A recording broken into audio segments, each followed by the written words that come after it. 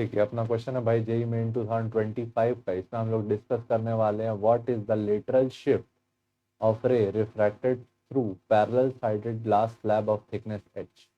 आपके पास एक ग्लास की स्लैब है। अच्छा, इसका आंसर अपने को सीधे भी आता है लेकिन प्रूफ करके दे देते हैं, ठीक है। एक ग्लास स्लैब है जिसकी थिकनेस जो है वो कितनी है, एच, ठीक।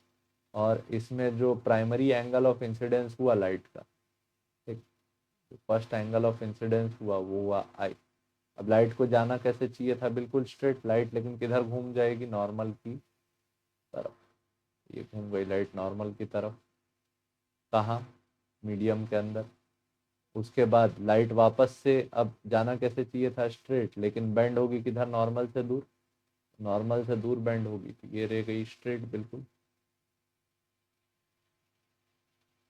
ऑलमोस्ट, ठीक।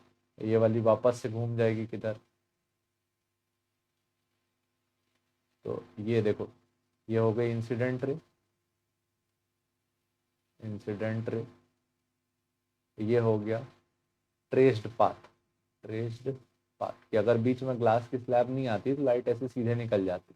लेकिन ग्लास की स्लैब आने के कारण दो बार रिफ्रैक्शन के बाद जो फाइनल रे बाहर हुई वो कौन सी हुई, ये वाली, और जिससे हम लोग ये बोलते हैं इसमें कि angle of incidence equal to angle of emergence. मतलब लाइट जितने एंगल में अंदर आई उतने ही एंगल पे वापस बाहर गई। और ये दोनों रेस कैसी हैं, पैरेलल, और इन दोनों के बीच का जो ये डिस्टेंस है इसको हम लोग क्या बोलेंगे, लेटरल डिस्प्लेसमेंट। क्या बोलेंगे, लेटरल डिस्प्लेसमेंट या फिर लेटरल शिफ्ट, ठीक। तो लेटरल शिफ्ट को हम लोग किससे रिप्रेजेंट करते हैं, डी से। ये हो गया हमारा डी।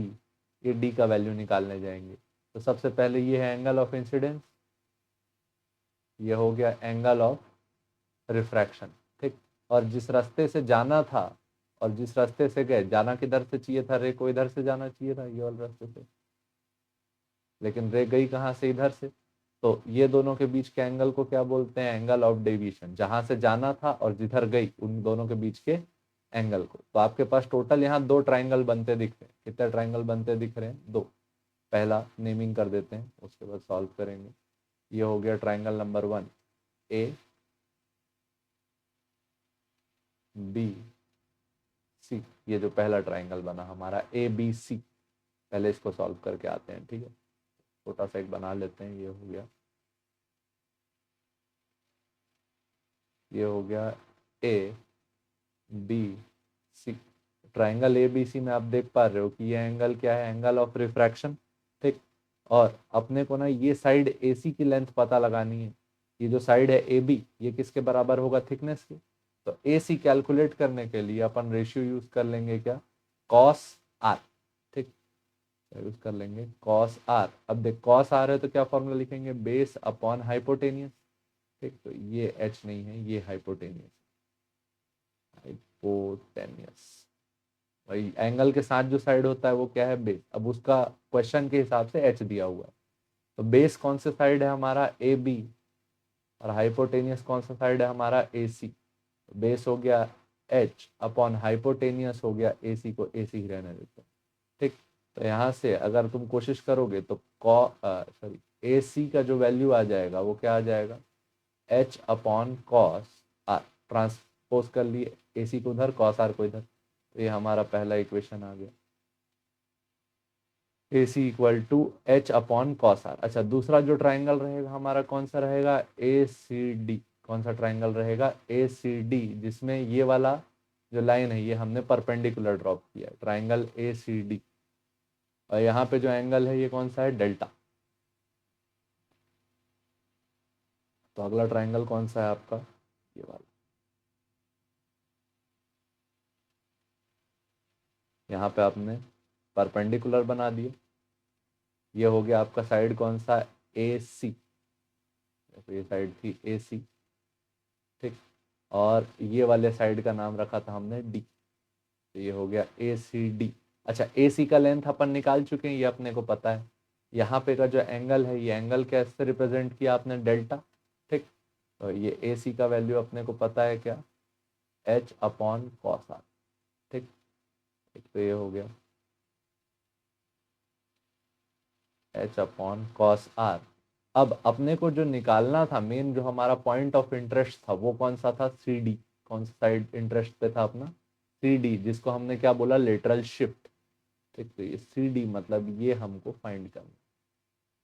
अब देखो, इस ट्राइंगल के लिए एंगल के जो अपोजिट साइड होगा वो क्या हो गया? परपेंडिकुलर। और जो लॉन्गेस्ट साइड होगा वो क्या हो गया?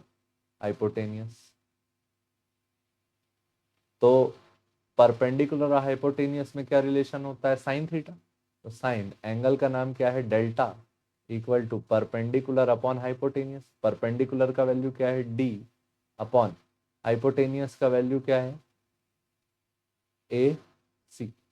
ठीक, तो यहां से हमको डी का वैल्यू मिला D by A C equal to sine delta.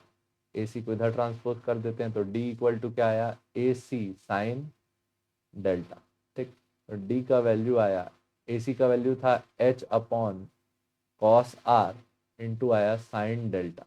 अच्छा, अब जब भी रिफ्रैक्शन होता है तो ये जो एंगल ऑफ डेविएशन है इसको निकालने का एक स्टैंडर्ड तरीका बता दे रहे हैं। देखो, ये हो गई लाइट, ये अगर सीधे पास हो जाती तो ऐसे निकल जाती, सीधे पास हो जाती तो कैसे निकल जाती? कुछ ऐसे पास हो जाती। ठीक,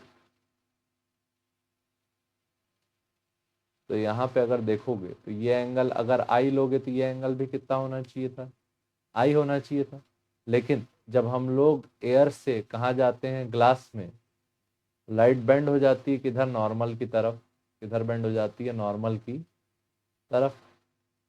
लेट से इधर बेंड हो गई, तो ये हमारा हो गया क्या? Angle of refraction.